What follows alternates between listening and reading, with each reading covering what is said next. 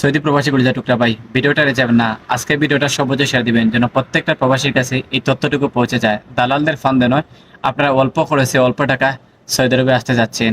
বর্তমানে সৌদি আরবে যারা ছিলেন অথবা বাংলাদেশে বর্তমানে অবস্থান করছেন, সৌদি আরবে ঢুকতে চাচ্ছেন, কিন্তু ঢুকার আগে আপনারা একটা জিনিস মনে রাখা উচিত।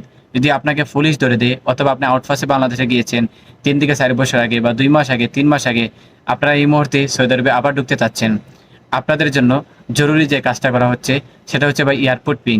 যারা এয়ারপোর্ট পিং অতি সহজে দ্রুত তুলতে চান অল্প খরচে অল্প টাকায়, বাংলাদেশ থেকে যারা বর্তমানে সৌদি আরবে আসার পরিকল্পনা করছেন, আমাদের সাথে দ্রুত যোগাযোগ করুন। আমরা আপনাকে অল্প খরচে অল্প টাকায় আপনার এয়ারপোর্ট পিং তুলে দিচ্ছি।